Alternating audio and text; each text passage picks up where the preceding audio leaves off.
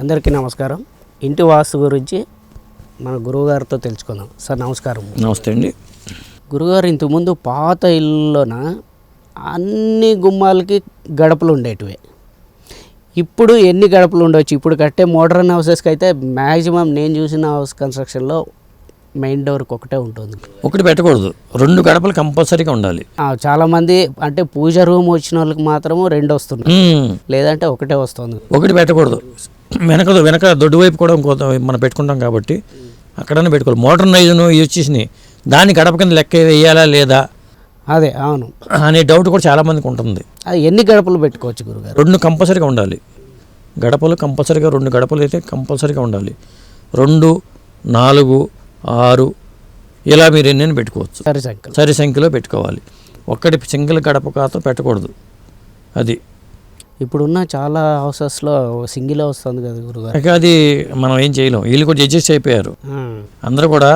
అంటే ఎవరు వాస్తు ఇంతంత కోట్లు ఖర్చు పెట్టి ఇల్లు కొంటారు, కానీ ఒక 5,000 10,000 ఖర్చు పెట్టి వాస్తు సిద్ధాంతాన్ని పెట్టుకుందాం అనేది లేదు. అది చాలా ప్రధానమైన లోపం. ఎందుకంటే వాళ్ళు కూడా వాస్తు సిద్ధాంతాలు కూడా చాలా రకరకాలుగా చెప్తున్నారు. ఫీజులు ఒక ఆయన మీరు అంత కొంటున్నారు కదా, ఒక 50,000 ఎత్తి పోయేది ఏముందంటారు. ఒక ఆయన ఏంటంటే 20,000 ఉండంటే 30,000 ఉండంటారు.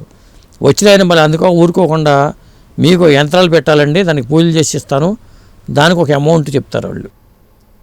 మీరు గోడలో పెట్టేసుకోండి, మీకు మత్స్య యంత్రమో కుబేర యంత్రం పెట్టుకోండి అని చెప్పి ఆయన ఫీజు కాకుండా మళ్ళీ వీటికి అదనంగా పూజల కోసం అని చెప్పి పెట్టుకుని ఇవ్వడానికి కోసం నేను పూజలో మా ఇంట్లో పూజ చేసి ఇస్తాను అని చెప్పి ఒక అమౌంట్ తీసుకుంటున్నారు, పెద్ద అమౌంట్ తీసుకుంటున్నారు. దాంతో ఏమవుతుందంటే అసలు ఎన్ని అవసరమా అనేది. అంటే వాళ్ళు కూడా అంత ఖర్చు పెట్టి కోట్లు ఖర్చు పెట్టి 10 కోట్లు కూడా ఖర్చు పెట్టి కొంటున్నారు, 20 కోట్లు పెట్టి కొంటున్నారు గురుగారు. కొంటున్నప్పుడు ఇది పెద్ద పోయేదేమి లేదు.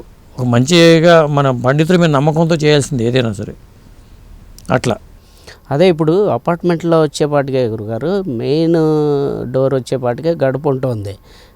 పూజ రూమ్కి వెళ్ళేపాటికే పూజ రూమ్ ఉన్నప్పుడు చిన్న రూమ్ కట్టేసుకొని కబోర్డ్స్ పెట్టేసుకుంటున్నారు, వాటికి కబోర్డ్ డోర్ పెట్టేసుకున్నారు, కింద గడప రావట్లేదు. అది కంపల్సరిగా గడప వచ్చి అన్నట్టు 2 రావాలంటే పూజ రూమ్కి ఒకటి పెట్టుకోవచ్చు. రోజుగా డోర్స్ పెట్టుకోవడం బెటర్. ఓపెన్గా వదిలేస్తున్నారు చాలా మంది.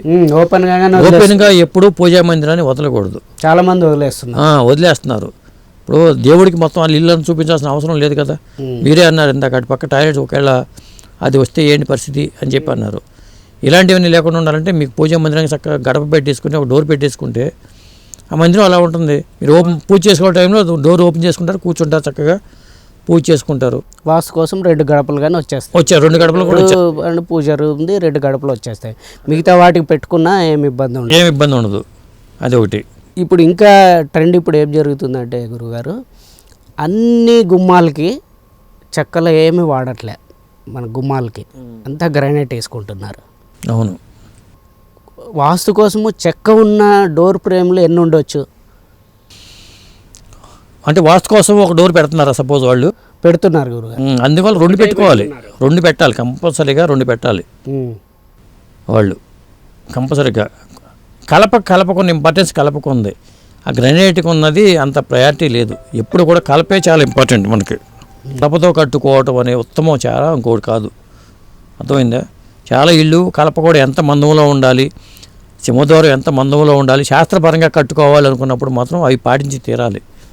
అవి ఏంటంటే ఇంటి యజమాని ఆ పేరుని బట్టి లెక్క కట్టి ఏ సైజులో ఉండాలి, ఏ విధంగా ఉండాలి, ఎంత కొలతల్లో ఉండాలి, అది మరీ డీప్గా శాస్త్ర పరిజ్ఞానం ప్రకారం కట్టుకోవాలి. కొంతమంది అలా చేసేవాళ్ళు ఉన్నారు. మరి ఇప్పుడు అన్ని దర్వాజాలకు ఇప్పుడు మన రెడీమేడ్ వస్తున్నాయి కదా, రెడీమేడ్గా వచ్చేస్తున్నాయి గారు. గ్రైనైట్ వేస్తున్నారు కాబట్టి అవి కౌంట్లోకి వస్తాయా? అదే చెప్పేది. అందుకనే 2 పెట్టుకోవాల్సిందే, కంపల్సరీగా పెట్టుకోవాల్సిందే. డోర్ కౌంట్లోకి ఇప్పుడు 4 డోర్స్ ఉండాలంటాం కదా. గడపలు ప్రేమ్ పెడితేనే కదా మనకు వాస్తుకి. అవును, పెట్టట్లే గ్రైనైట్ పెడుతున్నారు కదా, అది కౌంట్లోకి వస్తుందా? అదే చెప్పేది. మీరు ఏం చేయాలి, అప్పుడు ఏం చేయాలంటే గడప ఉన్న వాటిని లెక్క పెట్టాలి. అంతే. అసలు లెక్క పెట్టాల్సిన గడప ఉన్న వాటిని లెక్క పెట్టాలి. కానీ మనకు అనుమానాలు ఉంటాయి కదా, మనిషి అనేవాడికి అనుమానాలు ఎక్కువ చాలా ఉంటాయి.